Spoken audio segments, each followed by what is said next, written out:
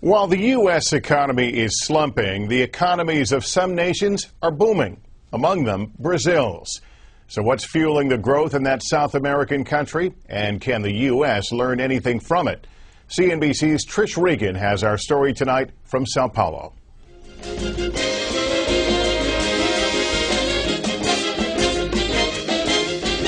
Best known for its endless beaches and yearly carnival, these days Brazil is developing a new calling card: its economy. Brazil's unemployment rate now the lowest ever recorded, and its stock market up more than 600% since 2002. Weekends are busy shopping days at this market here in Sao Paulo.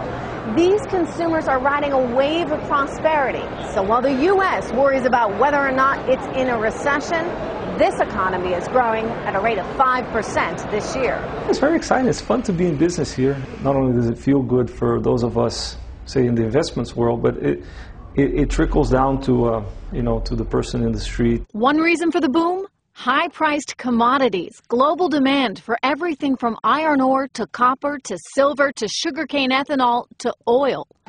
But there's another reason for the boom that helps consumers. Because banks here are now willing to lend money to people like 24-year-old Diego Braga dos Santos.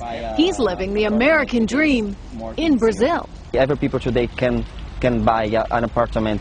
Everyone can buy an apartment? Yeah, because today is easier. And that's because the bank is lending money? Yeah. It's a fundamental shift in how Brazilian banks do business. People didn't have access to credit at all before, and now people can get not just cars or houses, but even consumer products like electronics or cell phones on credit, and that's a major change from the past. How do you prevent a credit crisis like the one we've seen take place in the U.S. from happening in Brazil? You prevent that from happening with good regulatory policies, and the central bank is watching very carefully to make sure that the credit extension we have in place right now doesn't end in tears. Analysts here say Brazilian banks have learned from their own past mistakes and from the mistakes U.S. banks made in lending.